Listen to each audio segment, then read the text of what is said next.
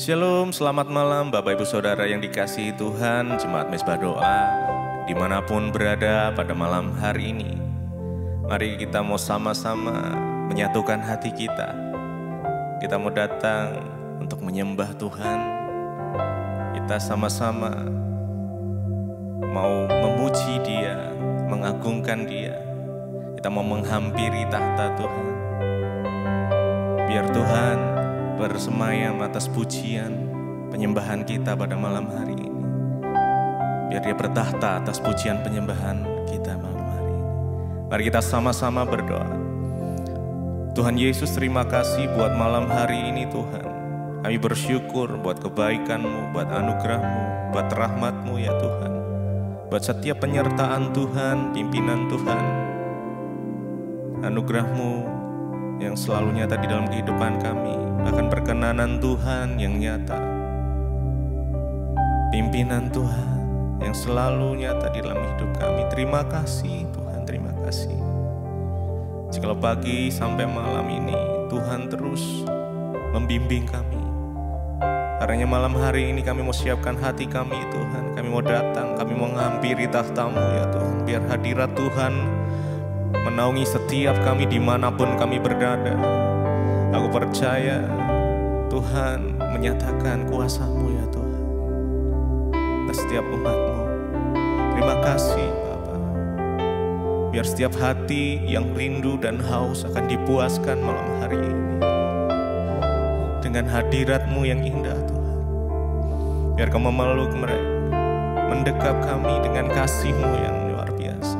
Terima kasih, terima kasih. Kami mau bawa persembahan kami ya Tuhan, pujian kami. Mari sama-sama sembah Dia, saudara. Naikkan ucapan syukur-Mu. Kami bersyukur Tuhan, kami berterima kasih buat kebaikan Tuhan. Dari hari lepas hari, pimpinan Tuhan sungguh nyata di dalam kami, setiap kehidupan kami ya Tuhan. Oh, terima kasih, terima kasih. Kami bersyukur, kami bersyukur Tuhan. Kami datang menyembah-Mu dengan pujian kami. Oh, kami datang menyembah-Mu. Terima kasih ya Tuhan. Engkau sungguh baik, kasih-Mu melimpah. Oh, terima kasih.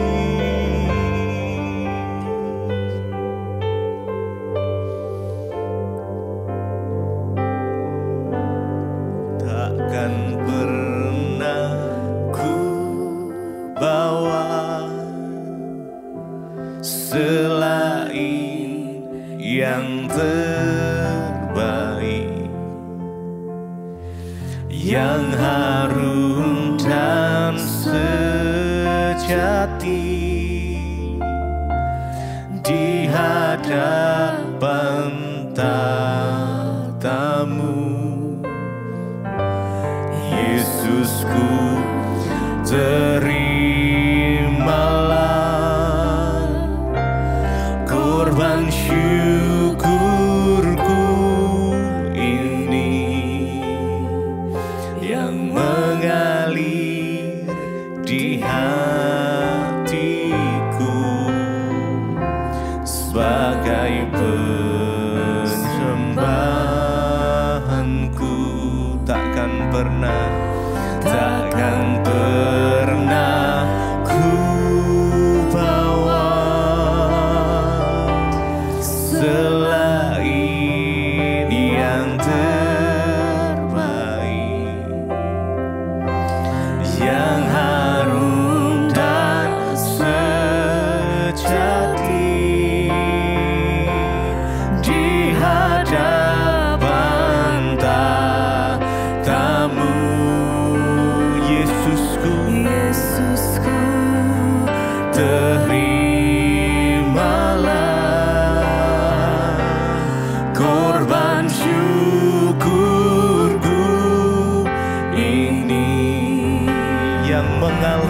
mengalir di hatiku sebagai penyembahan, takkan pernah dengan segenap hati ku bawa selain yang terbaik, yang terbaik, yang harum dan sejati di hadapan tatamu. Yesusku, terimalah,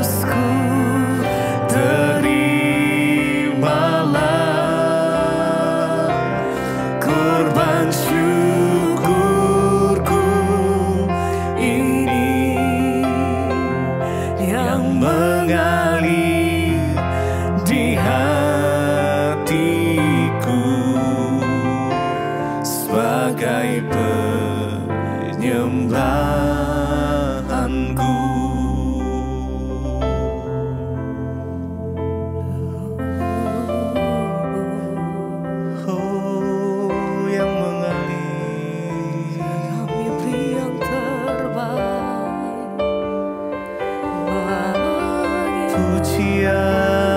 Pujian kami hanya bagimu, setiap hidup kami, penyembahan kami hanya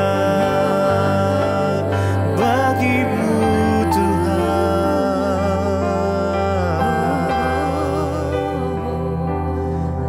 Kau diagungkan, Kau disembah Yesus.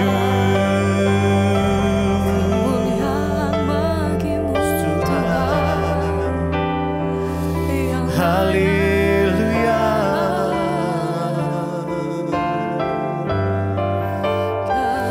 Terima kasih, bersyukur Tuhan. Haleluya.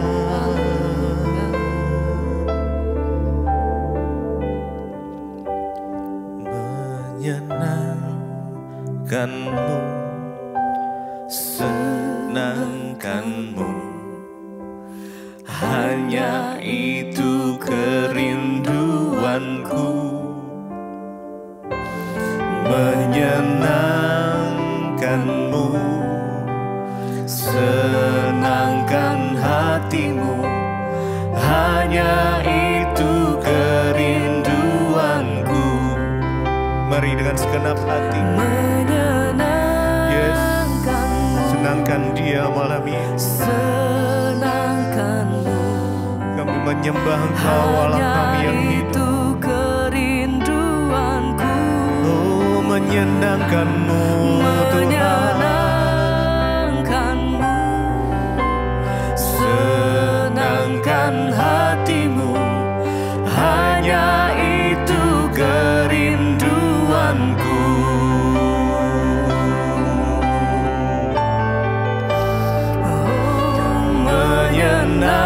Menyenangkanmu, senangkanmu, hanya itu kerinduanku. Menyenangkanmu, menyenangkanmu, senangkan hatimu, hanya itu kerinduanku. Mari lebih lagi menyenangkanmu, menyenangkanmu, senangkanmu, hanya itu kerinduanku. Menyenangkanmu, menyenangkanmu, senangkan hatimu, hanya itu kerinduanku. Oh, biar ini menjadi kerinduan setiap kami ya Tuhan. Kami mau menyenangkan-Mu ya Tuhan Yesus. Kami mau memuji, menyembah-Mu. puji namamu, dalam kondisi apapun ya Tuhan, kami mau belajar menyenangkan-Mu ya Tuhan. Oh Yesus Tuhan, kami sembah Engkau, kami tinggikan nama-Mu. Oh Yesus, haleluya. Terima kasih. Kau layak Tuhan. Kami bawa setiap pujian dan penghormatan kami bagi-Mu. Kami mau nyatakan di hadapan Engkau Tuhan, bahwa sepanjang hidup kami mau ikut Tuhan. Bahwa Engkau satu-satunya yang menjadi kekuatan hidup kami. Engkau yang menjadi satu-satunya pribadi yang kami sembah dalam hidup kami Tuhan.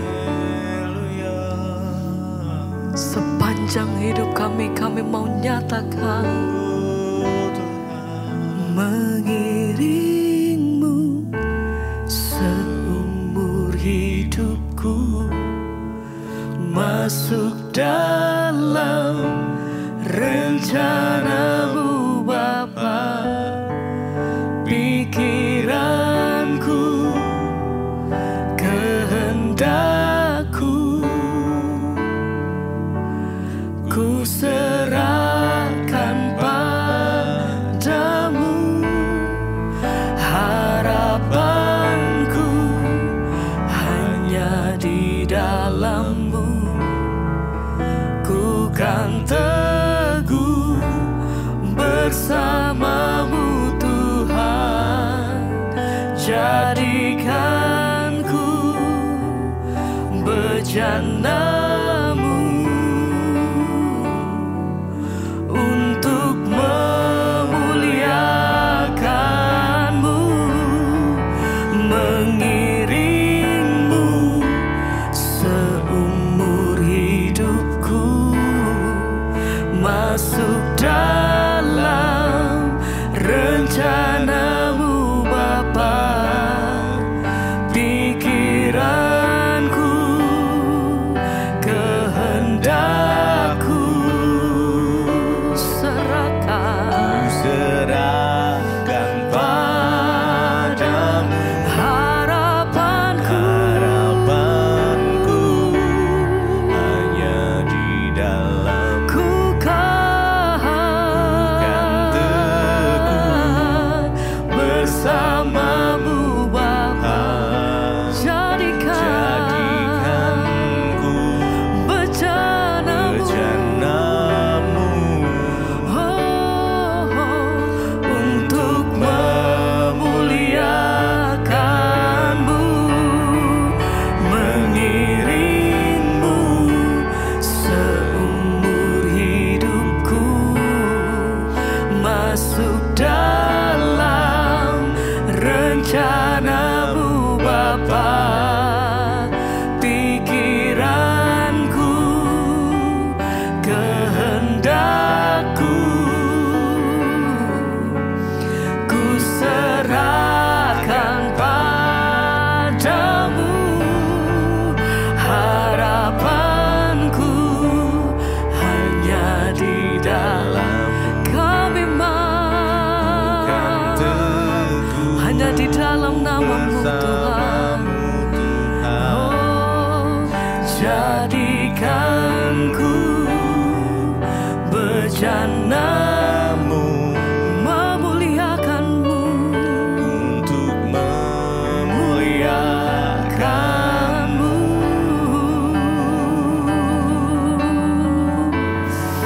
Ini setiap hati kami Tuhan. Sepanjang hidup kami mau nyatakan bahwa satu pribadi yang kami sembah hanya di dalam nama-Mu Tuhan. Setiap kehidupan kami, setiap pengharapan kami letakkan hanya di dalam Engkau.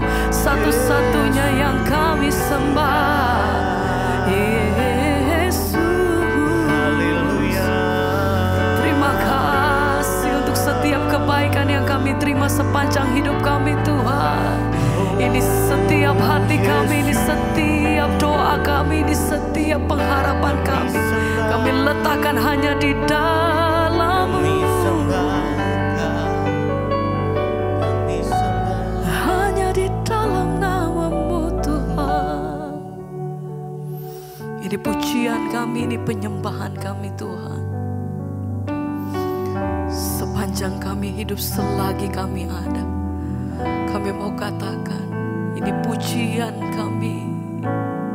Inilah yang ku renungkan setiap waktu. Nyanyian pujian dan kepadamu,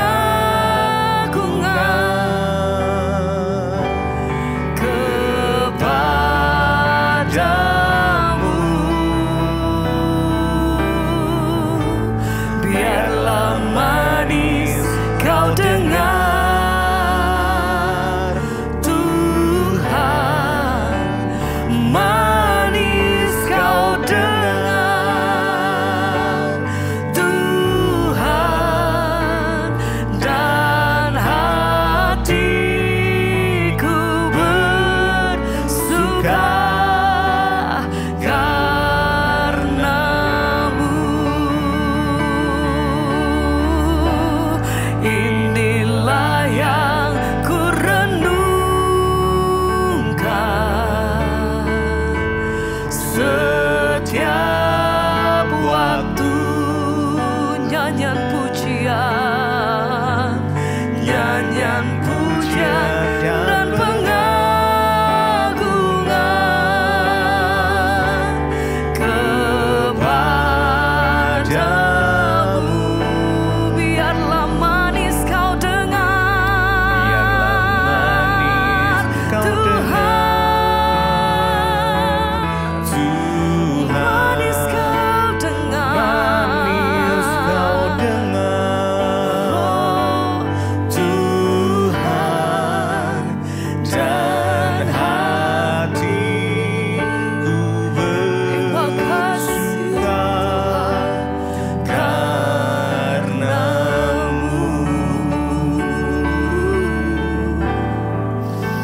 Segala pujian kami bagi-Mu Tuhan. Biar setiap pujian kami itu yang menyenangkan hati-Mu. Biar setiap korban syukur kami itu yang menyenangkan hati Tuhan. Biar setiap persembahan kami itu yang menyenangkan hati-Mu. Biar setiap persembahan kami itu yang berbau harum di hadapan Engkau Tuhan. Haleluya.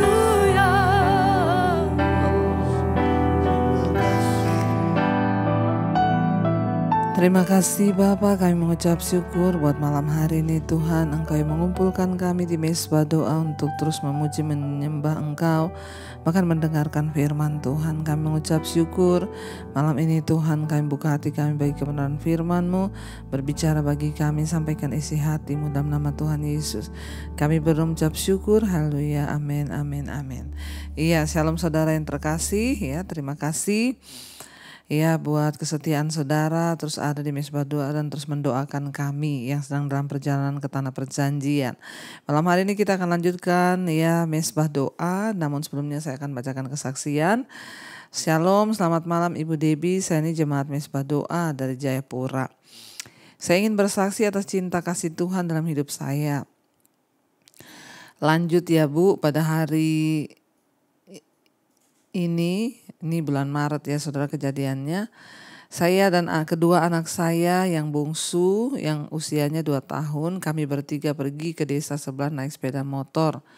Saya yang membawa motornya, saya yang menyetir, anak saya yang kecil berdiri di depan. Karena ya motornya motor metik jadi bisa berdiri di depan. Dalam perjalanan kami baik-baik saja. Dalam saat mau berbelok, anak saya yang di belakang sudah berkata kepada saya, dia bilang, "Ma, awas di belakang ada motor." Tapi saya melihat di kaca spion kelihatannya motor itu masih jauh. Lalu saya belok ke kanan. Saat saya masuk gang, ternyata motor yang dari belakang itu melaju sangat kencang sekali dan mereka langsung memotong jalan di depan kami. Saya dan anak-anak sangat kaget dan pokoknya Bu, jarak antara motor mereka dan motor kami itu hanya beberapa senti saja. Sangat dekat, begitu dekat. Saya tidak bisa membayangkan kalau dia benar sampai menabrak kami, entah apa yang terjadi dengan kami, terutama anak kecil saya yang di depan. Saya hanya terdiam dengan badan yang gemetaran dan saya hanya bisa berkata terima kasih Tuhan Yesus. Saya percaya ini semua karena anugerah Tuhan sehingga kami diluputkan dari kecelakaan. Demikian kesaksian saya Ibu Debbie. Saya mengucapkan terima kasih atas setiap firman yang selalu menguatkan kami lewat mesbah doa, mesbah syukur. Biarlah Tuhan memberikan Ibu kesehatan yang berlimpah dan juga berkat yang berlimpah. Saya adalah jemaat mesbah doa dari Jayapura. Saya mulai ikut channel Ibu itu dari 2021. Dan puji Tuhan sampai sekarang saya tetap setia. Saya hanya mau mengucapkan juga banyak terima kasih atas pelayanan Ibu Debbie sehingga karakter saya sudah diubahkan oleh Tuhan. Sekarang saya sudah menyerahkan hidup saya untuk melayani Tuhan. Sekali lagi terima kasih Ibu, terima kasih banyak. Tuhan Yesus memberkati Ibu dan seluruh keluarga serta tim mesbah doa. Terima kasih, puji Tuhan ya.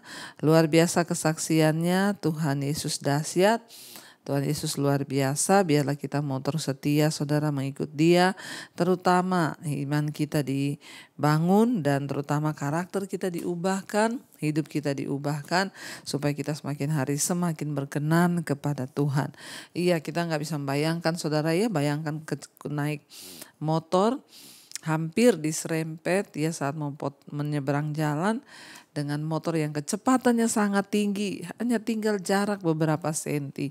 Kita percaya perlindungan Tuhan sempurna bagi orang-orang yang terus setia mencari Dia. Terima kasih Ibu kesaksiannya, Tuhan Yesus memberkati. Iya saudara, kita akan melanjutkan pembacaan firman Tuhan. Kemarin kita sudah selesai dengan bilangan pasal 24. Bagaimana ketika ya Balak marah kepada Bileam. Sebab Bileam itu tidak melakukan seperti yang dia minta. Yang sebaliknya saudara, Bileam bernubuat akan bagaimana orang Israel itu akan diberkati dan diangkat tinggi oleh Tuhan. Sebaliknya dia bernubuat tentang bagaimana ya Balak ya dan kota-kota lain akan dihancurkan. Saudara, ya kenapa? Karena Bileam hanya taat kepada perkataan firman Tuhan. Sekarang kita akan lanjutkan ya bilangan pasal 25, judulnya Israel menyembah Baal Peor. Sementara Israel tinggal di Siti, mulailah bangsa itu bersinah dengan perempuan-perempuan Moab.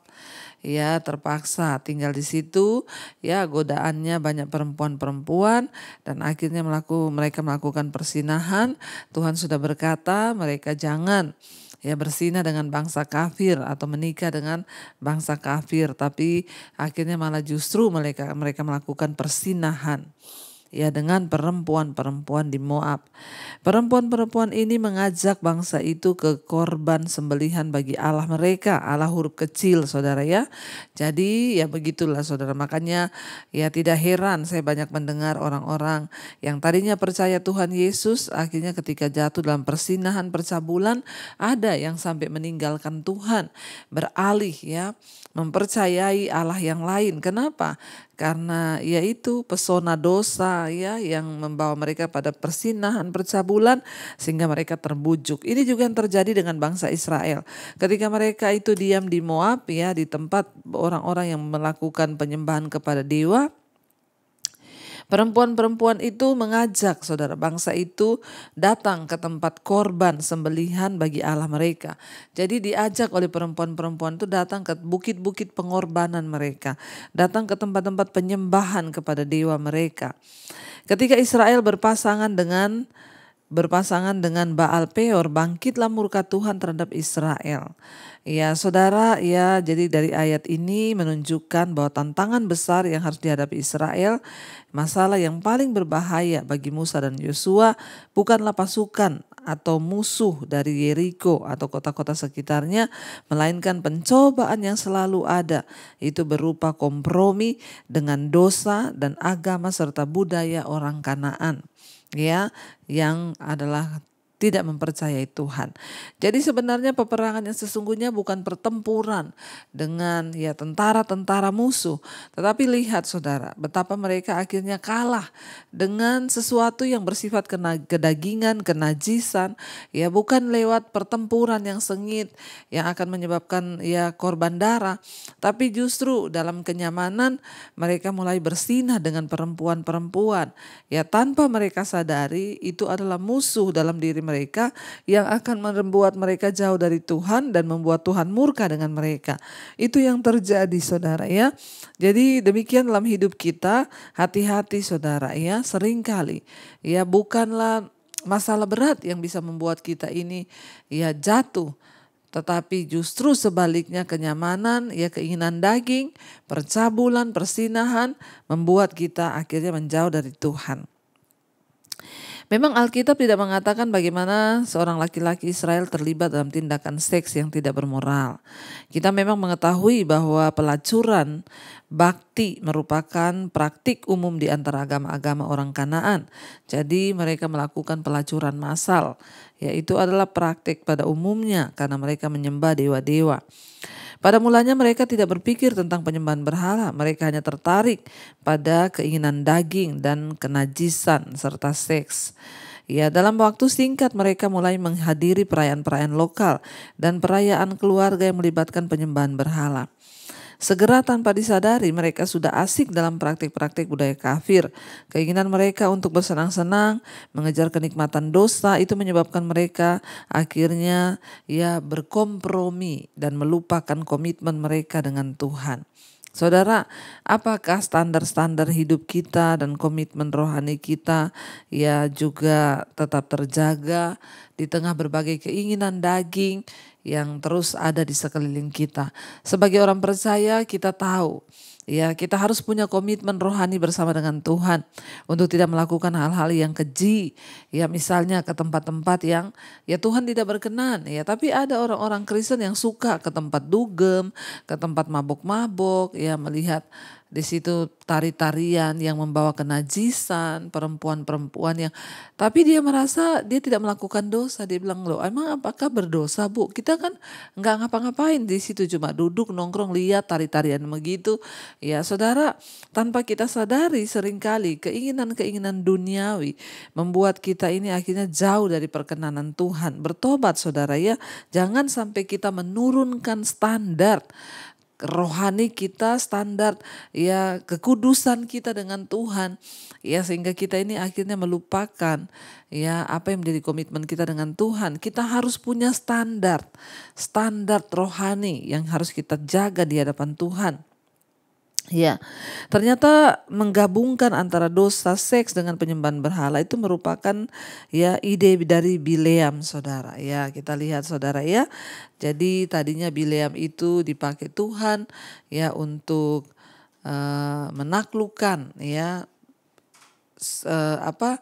apa yang sudah dikatakan oleh Balak, tapi ternyata akhirnya juga ya Bileam membawa mereka itu jatuh saudara ke dalam dosa ya.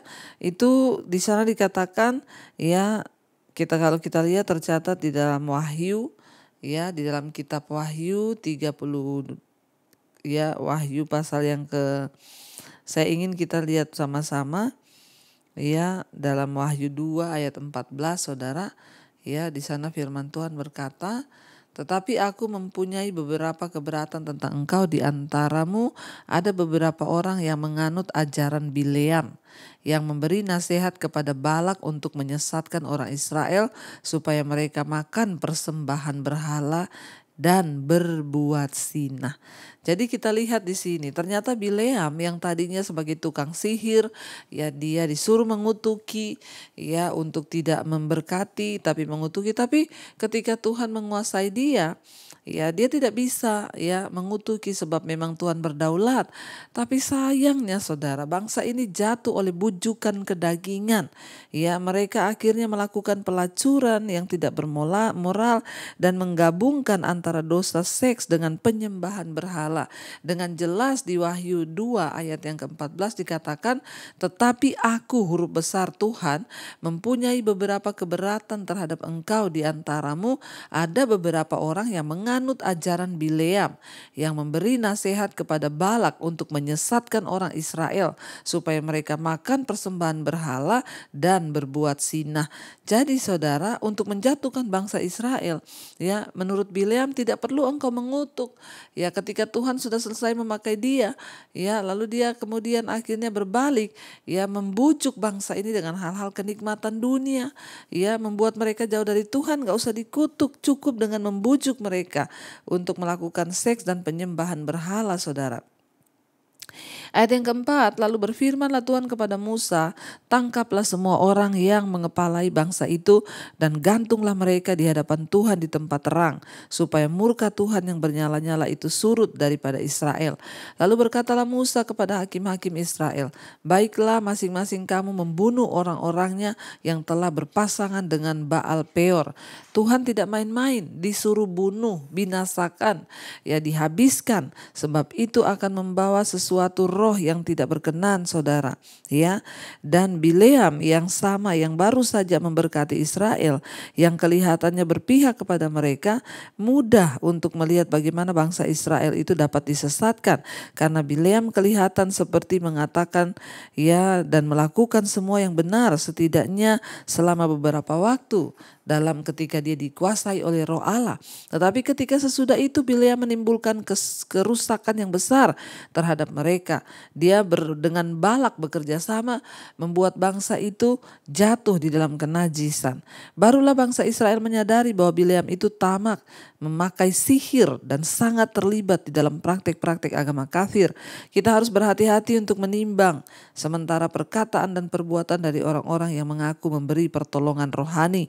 Hati-hati saudara, tidak semua orang yang berkata dia rohani benar-benar rohani. Lihat dari buahnya. Hati-hati saudara itu mencari guru-guru rohani, pembimbing rohani. Lihat kehidupannya. Kalau dia masih kompromi dengan kenajisan, percabulan, kemabukan, ya, dengan hal-hal yang berbau keduniawian, hati-hati saudara. Kita harus tandai, ya. Jadi saudara, Tuhan menyuruh membinasakan. Ya, kebetulan datanglah salah seorang Israel, ayat 6, membawa seorang perempuan Midian kepada anak sanak saudaranya dengan dilihat Musa dan segenap umat Israel yang sedang bertangis-tangisan di depan pintu kemah pertemuan. Ketika hal itu dilihat oleh Pinehas, anak Eliezer, anak Imam Harun, bangunlah ia dari tengah-tengah umat itu dan mengambil sebuah tombak di tangannya, mengejar orang Israel itu sampai ke ruang tengah dan menikah mereka berdua, yakni orang Israel dan perempuan itu pada perutnya, maka berhentilah tulah itu menimpa orang Israel. Orang yang mati karena tulah itu ada 24.000 orang banyaknya. Saudara bayangkan, ya, terpaksa harus dibunuh orang-orang melakukan kenajisan dan penyembahan berhala. 24.000 orang banyaknya. Ya, mereka mati saudara. Ya, Baal adalah dewa yang paling terkenal di Kanaan, tanah yang akan dimasuki bangsa Israel. Dilambangkan sebagai seekor lembu, simbol kekuatan dan kesuburan. Dia adalah dewa hujan dan dewa tuayan. Bangsa Israel terus-menerus tertarik kepada penyembahan Baal yang di dalamnya dilakukan prostitusi dan kenajisan, memainkan peranan penting. Selama bertahun-tahun mereka berada di Kanaan karena Baal begitu populer. Namanya seringkali digunakan sebagai gelar umum bagi dewa-dewa lokal, saudara, ya. Jadi ini identik dengan penyembahan berhala, identik dengan kenajisan digabungkan, saudara. Jadi udah bayangkan tuh dosanya, udah menyembah berhala, najis lagi saudara. sehingga harus dibunuh. Ayat yang ke-10, Tuhan berfirman kepada Musa, Pinehas anak Eliezer anak Imam Harun telah menyurutkan murkaku daripada orang Israel, oleh karena ia begitu giat membela kehormatanku di tengah-tengah mereka, sehingga tidaklah kuhabisi orang Israel dalam cemburuku. Saudara, ya, kita harus membenci dosa. Ya, jangan kompromi dengan dosa, sebab Tuhan itu Tuhan yang cemburu ketika kita ini melakukan dosa. Ya, pada saat itu ketika Tuhan berfirman kepada Musa untuk membunuh, menggantung orang-orang yang berbuat zina, ya datanglah seorang saudara Israel membawa perempuan Midian kepada sanak saudaranya. Ya, berarti perempuan itu dibawa masuk ke dalam kemahnya untuk melakukan hubungan seks, ya.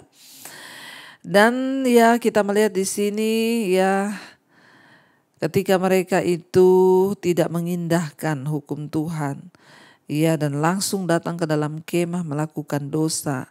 Ya, itulah yang membuat saudara akhirnya ya Tuhan itu murka. Tetapi pada waktu itu ya dikatakan di sana ketika hal itu dilihat oleh Pinehas anak Eliezer anak Imam Harun, dia marah, mengambil tongkat lalu membunuh kedua orang itu.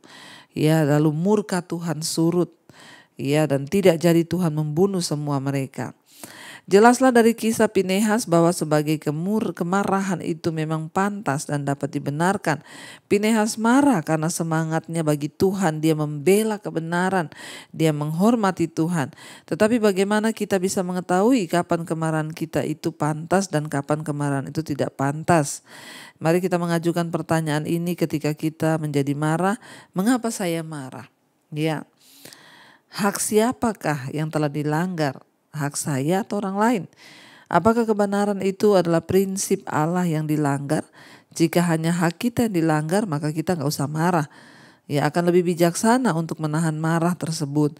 Namun jika kebenaran yang dipertaruhkan, kemarahan sering dapat dibenarkan meskipun kekerasan dan pembalasan dendam biasanya dengan cara yang salah untuk menyatakannya, ya. Tapi dalam kasus ini saudara, memang Tuhan menyuruh untuk membinasakan orang-orang yang berbuat dosa. Itulah di kisah perjanjian lama. Ya, tidak ada kasih karunia bagi orang-orang yang berbuat dosa. Tapi kita di perjanjian baru hari ini, Yesus datang mengasihi kita. Tapi jangan bermain-main dengan kasih karunia Tuhan. Karena kita pikir Tuhan sudah mengasihi. Pada perjanjian lama kita bisa belajar Tuhan sangat membenci dosa. Karena itu mari kita menghormati Dia. Jangan bermain-main dengan kasih karunia. Ada kasih karunia, saya pasti diampuni. Bertobat. Tuhan melihat sikap hati kita, saudara, ya. Dan dikatakan saudara ada 24.000 orang yang dibunuh, ya, karena dosa itu mereka mati. Tuhan berfirman kepada Musa, Pinehas anak Eliezer anak Imam Harun telah menyurutkan murkaku daripada orang Israel karena ia begitu giat membela kehormatanku di tengah-tengah mereka, sehingga tidaklah kuhabisi orang Israel dalam cemburuku. Orang yang mengasihi Tuhan pasti akan menghormati kekudusan Tuhan, menghormati Tuhan. Sebab itu katakanlah, sesungguhnya aku berikan kepadanya perjanjian keselamatan yang daripadaku, untuk menjadi perjanjian mengenai keimaman selama-lamanya bagi dia dan bagi keturunannya, karena ia telah begitu giat membela Allahnya dan telah mengadakan pendamaian bagi orang Israel.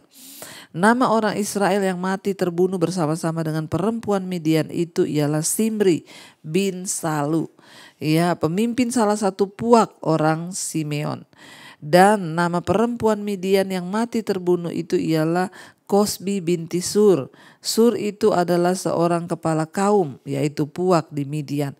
Kemudian berfirmanlah Tuhan kepada Musa, lawanlah orang Midian itu dan tewaskanlah mereka, sebab mereka telah melawan kamu dengan daya upaya yang dirancang mereka terhadap kamu dalam hal Peor dan dalam hal Kosbi. Ya, saudara mereka yakni anak perempuan seorang pemimpin Midian. Kosbi itu mati terbunuh pada waktu turunnya tulah karena Peor itu. Jadi saudara, memang pada waktu itu untuk menghentikan tulah, Tuhan menyuruh agar Musa membunuh orang-orang yang melakukan kenajisan itu. Saudara, kita belajar malam ini tentang bagaimana kita harus menghormati Tuhan, menghormati kekudusan Tuhan supaya kita tidak binasa. Mari kita mau tundukkan kepala, kita mau berdoa dan kita mau bersyukur kepada Tuhan. Terima kasih Bapa, kami mengucap syukur buat malam ini kami belajar akan kebenaran firman-Mu tentang bagaimana Tuhan Engkau itu mengasihi orang yang menghormati Engkau, yang menghormati kebenaran. Ajar kami untuk tidak berbuat dosa, kenajisan, percabulan, penyembahan berhala yang terlarang. Sebab Tuhan murka atas dosa itu dan tidak main-main 24.000 orang yang dibunuh karena melakukan dosa kenajisan dan penyembahan berhala. Kami mau belajar untuk menjaga hidup kudus di hadapan Tuhan. Ajar kami menghormati Tuhan dan tidak melakukan praktik-praktik kehidupan yang menurunkan standar kebenaran Tuhan. Kami mau menjunjung tinggi nilai-nilai prinsip-prinsip firman Tuhan. Beri kepada kami roh takut akan Tuhan. Roh Kudus mampukan kami untuk hidup dalam takut akan Engkau. Bapa, berkati setiap anak-anak-Mu, jemaat-Mu Tuhan, jemaat Mesbah Doa yang setia mencari wajah-Mu, belajar akan kebenaran firman-Mu. Kau berkati Tuhan, yang sakit Engkau sembuhkan dalam nama Tuhan Yesus. Kami tolak segala roh-roh jahat yang coba mengganggu kesehatan kami.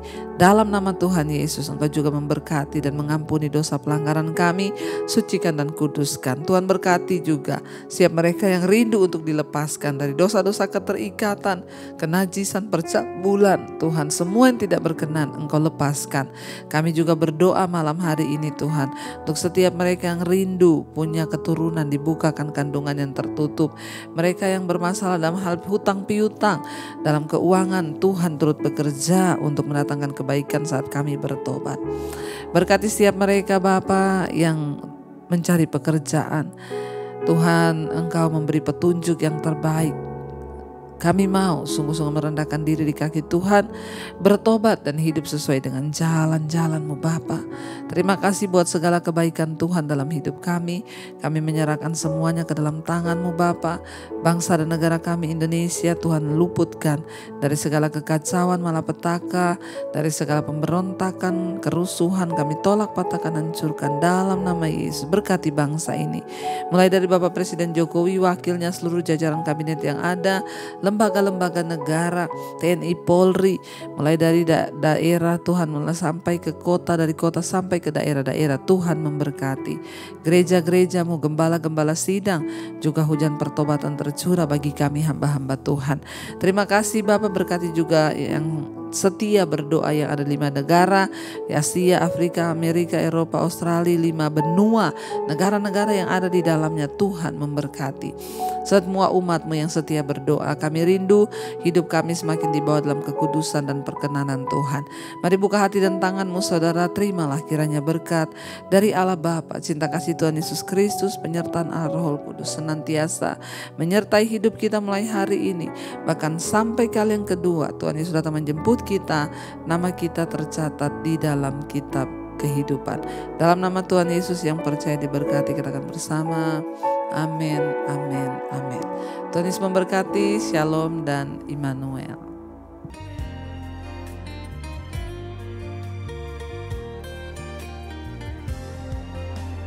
Kau yang pegang tanganku, Kau yang sentuh hati